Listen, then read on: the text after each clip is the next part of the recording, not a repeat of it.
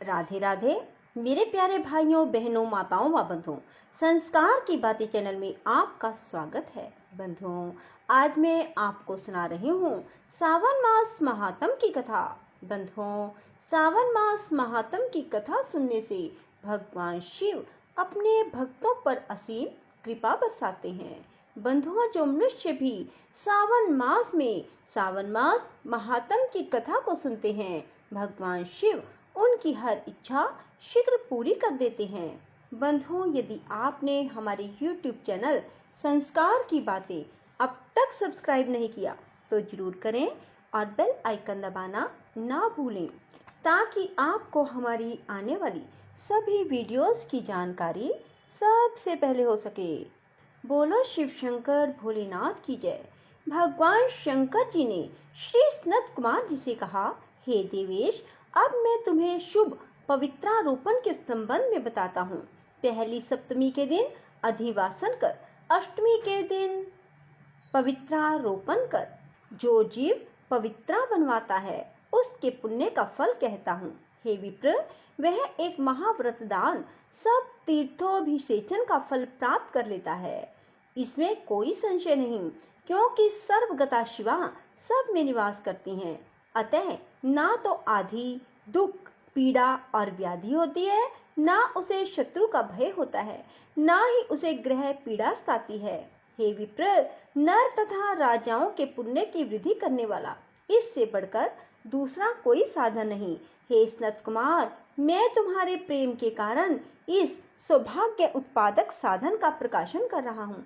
हे वत्स, श्रावण महीने की शुक्ल पक्ष की सप्तमी के दिन अधिवासन करके सब अर्चन का सामान संचित करें।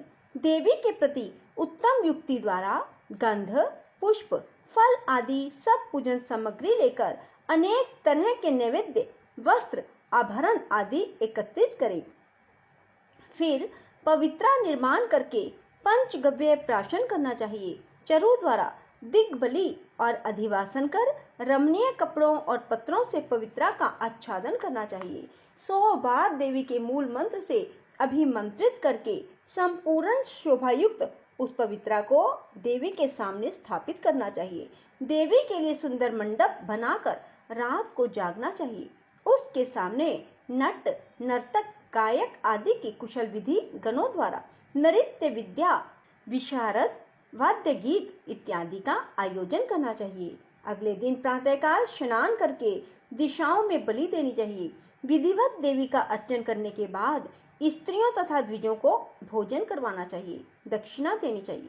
हे सनत कुमार, यथाशक्ति नियमों का पालन कर राजा को स्त्री, जुआ, शिकार और मांस का बड़ी दृढ़ता के साथ त्याग करना चाहिए। द्विज और आचार्य को स्वाध्याय का, वैश्य को खेती और व्यापार का कार्य 5-7 दिन बिल्कुल नहीं करना चाहिए।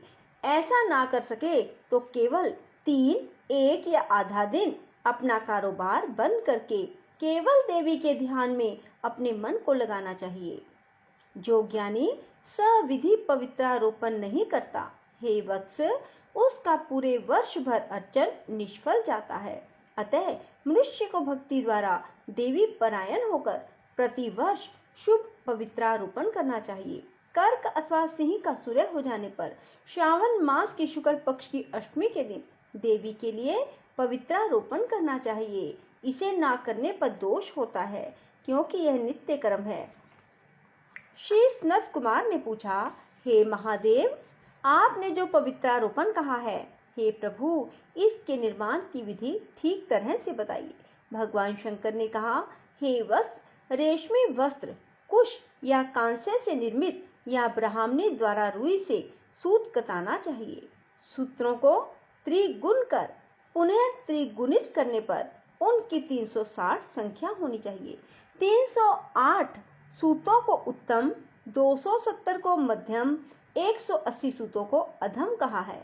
100 ग्रंथि का उत्तम, 50 ग्रंथि का मध्यम, 16 ग्रंथि का पवित्रा कनिष्ठ होता है, या 6-3, 4-2, 12-24, 12-8 ग्रंथि का कृष्ण पवित्रा होता है।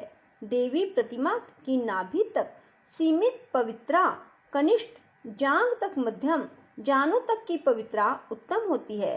उस पवित्रा की सब गांठों को केसर से रंगना चाहिए और सर्वतोभद्र देवी पर देवी का अर्चन करके देवी के सामने कलश या बांस पत्र पर पवित्रा रखनी चाहिए। 3 सूत्रों में ब्रह्मा, विष्णु, शंकर का आवाहन करना चाहिए। 9 सूतों में ओमकार, सोम, वहनी, नाग, चंद्र, रवि, ईश और विश्वदेव का आवाहन पूर्वक स्थापन करना चाहिए।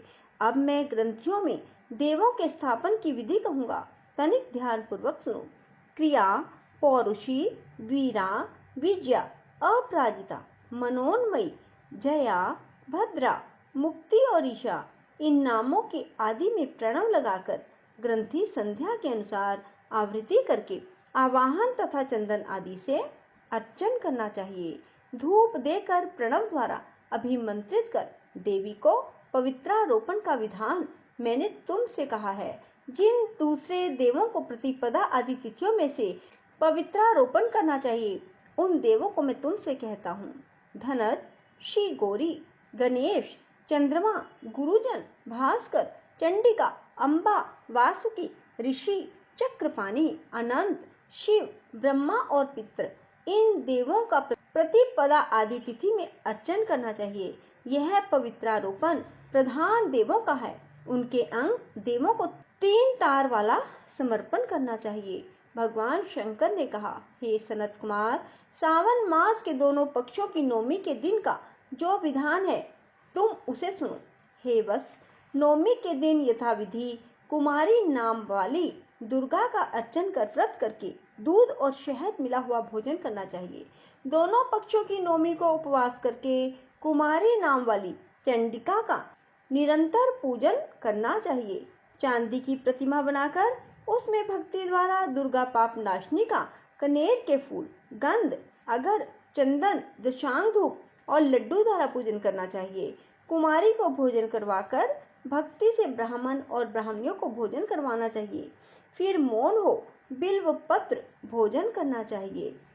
जो मनुष्य उत्तम भक्ति द्वारा दुर्गा की पूजा करते हैं, वे जहाँ निवास करते हैं उसी परम उत्तम लोक को जाते हैं। हे विप्रेंद्र, मैंने तुमसे यह नौमी का विधान कहा। यह प्राणियों के सब पापों को नष्ट करने वाला, पुत्र पौत्र आदि की वृद्धि करने वाला, सब संपत्तियों को देने वाला और अंत में सद्गति देने वाला है। बोलो शिव शंकर भोलेनाथ की जय। राधे राधे, जय श्री कृष्णा। बंधुओं, यदि आपको हमारी वीडियो पसंद आए तो इसे लाइक करें और शेयर भी जरूर करें। धन्यवाद।